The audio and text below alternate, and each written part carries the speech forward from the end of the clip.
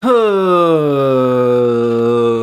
everyone, Santhony Witch Tano here, the internet's busiest music nerd, and it's time for a review of this new Sam Smith album, Gloria. This is the newest and fourth full-length LP from UK pop singer and songwriter Sam Smith, who is having quite an interesting album cycle this time around, having dropped one of the biggest singles of their career, Unholy, featuring Kim Petras, which recently went platinum, won a Grammy. Also becoming attached with it at the Grammys was a performance that got a lot of people whipped up into a satanic panic. Personally, I never really got a lot out of Sam Smith's work outside of the hits, but clearly they've been maturing as an artist over the years and becoming more bold as a person, so I was curious to see if that would manifest into a more interesting album this time around. Because while Sam does have a great and emotive voice, rarely am I blown away by their songwriting ideas. However, initially anyway, I was pretty impressed with the introspective,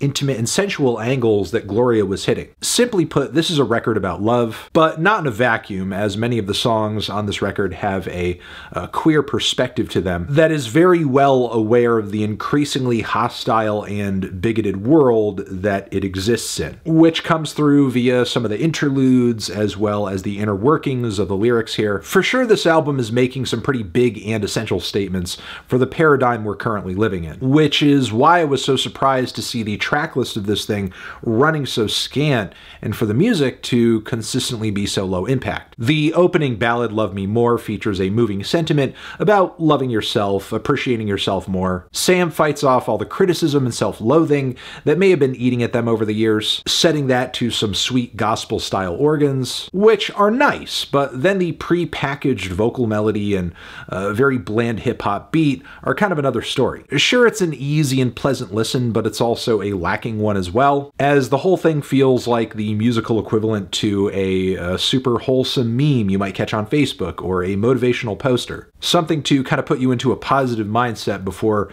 you go out into the soul-sucking world. Happy thoughts, happy thoughts, happy thoughts, happy thoughts, happy thoughts in a candy-coated shell. I get a lot more out of the retaliatory vibe coming off of No God, where Sam throws shots at people who would be hateful and bigoted and judgmental toward those who are just trying to live their life. I actually like the way Sam portrays the opposition here as being so unbending and unwilling to change, and I think the moody laid-back beat and chords of the cut are tasteful as well and set a really nice tone for Sam's voice. The song Lose You I do appreciate for playing into the narrative of the interlude cut that precedes it, but it's still kind of a by-the-numbers heartbroken dance pop anthem. Sam's attempts at elevating these throwback house vibes with some extra strings and chorus vocals only go so far. The longing for romance painted in the lyrics of the song Perfect is okay. Sam has some stunning vocal lines on the hook of the track too, but again, in my opinion, this one essentially puts one more bland tune and instrumental on the board. Unholy, again, I assume most people watching this review have heard it. It is a fun, sinister bop that stands out like a sore thumb in this track list because it's really the only cut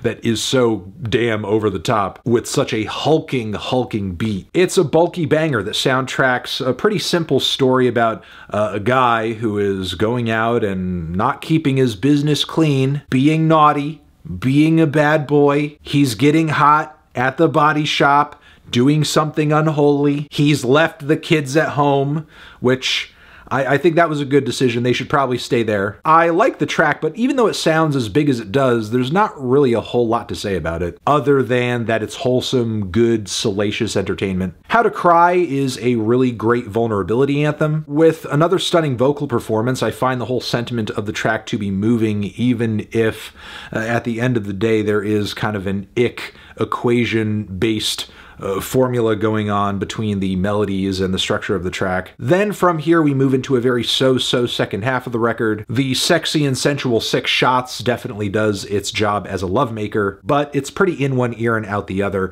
I'm not really sure if there's any purpose for this track other than being the soundtrack to something else. Gimme's cross-cultural mix of influences isn't too bad, but what I dislike about it, even though that there are cool Jesse Reyes and coffee features in the mix, the beat is so stripped back and color deficient, there's not really a whole lot to it that feels like it's coming from outside of US borders, other than just the groove. Like, it doesn't need to be this washed out. We can add a bit of spice into the recipe, no? I'm Not Here to Make Friends is an unapologetic disco number about, once again, finding love, and I guess it sounds okay. I wouldn't call the instrumentation bad or tacky or tasteless. It's certainly not deaf to classic disco aesthetics, but given the flood of disco revivalism we've heard over the past 10 years, this is nowhere near, like, you know, the top of the line in terms of what we've heard. Again, it's not terrible, but it feels a little lost in the crowd. By contrast, Gloria is one of the most beautiful and stunning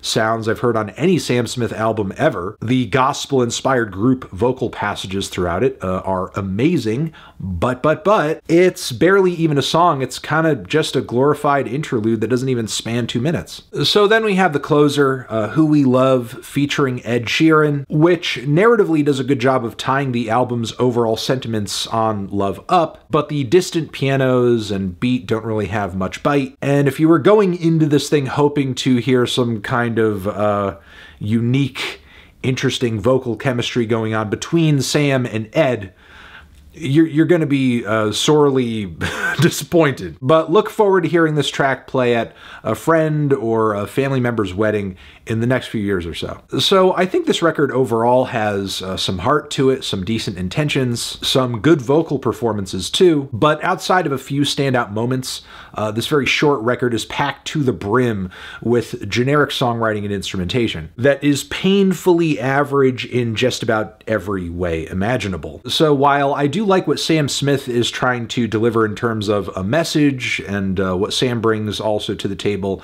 in terms of vocal chops, it would be great to hear an album of production and songwriting that sounds as unique or as instantly recognizable as they do, because I'm really not getting that on much of Gloria. Feeling a strong 5 to a light 6 on this one. Transition, have you given this record a listen? Did you love it? Did you hate it? What would you rate it? You're the best, you're the best. What should I review next? Hit the like if you like, please subscribe, and please don't cry. Hit the bell as well. Over here next to my head is another video you can check out. Hit that up or the link to subscribe to the channel. Anthony Fantano, Sam Smith, forever.